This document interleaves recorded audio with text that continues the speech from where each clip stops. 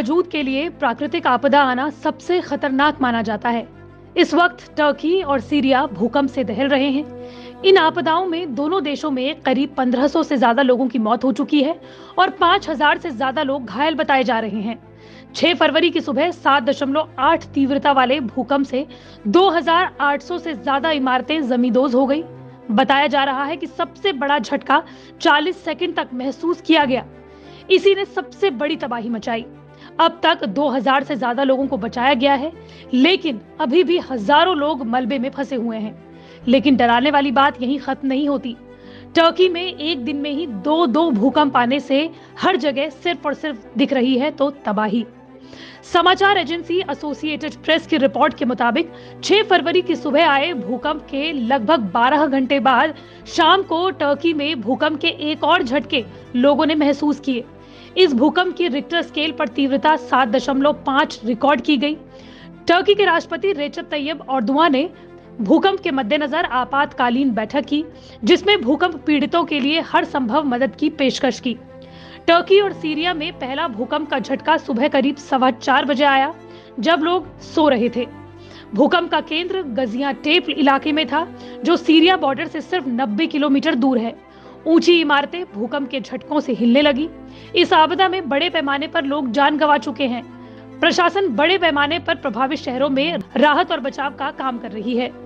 इसी भीषण भूकंप में टर्की का एक अस्पताल ताश के पत्तों की तरह ढह गया, जिसमें नवजात समेत कई लोगों को तो बचाया गया, लेकिन अभी भी कई नवजातों के दबे होने की आशंका जताई जा रही है। टर्की के एक शहर अडाना में एक शख्स ने बताया कि उसके घर के पास की इमारत एक झटके में जमींदोज हो गई।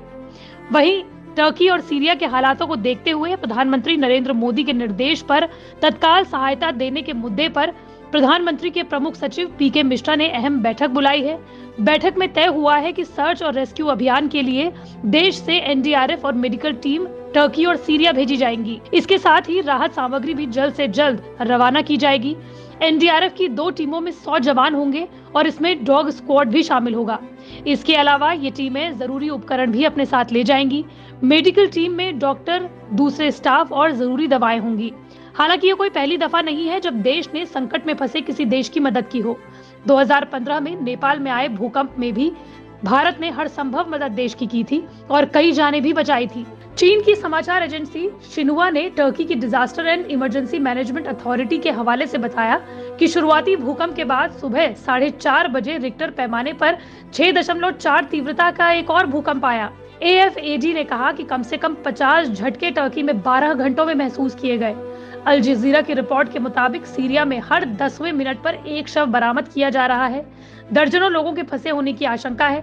स्थानीय अस्पताल पूरी तरह से भर गए हैं। इस भूकंप को टर्की के 100 सालों के इतिहास का सबसे खतरनाक भूकंप माना जा रहा है।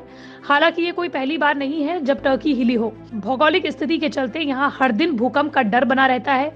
1999 में आए भूकंप में 18,000 लोगों की मौत हो गई थी। अक्टूबर 2011 में आए भूकंप में 600 से ज्यादा लोगों की मौत हो गई थी। लेकिन टर्की में इतने भूकंप आते क्यों हैं? दरअसल टर्की टेक्टोनिक प्लेटों का जंक्शन पर बसा हुआ है। जब इन प्लेटों में कोई हलचल होती है तो पूरे इलाके में दहशत का माहौल बन जाता है। भूकंप आने की मुख्य वजह टर्की का ज्यादातर हिस्सा एनाटोलियन प्लेट पर बना हुआ है।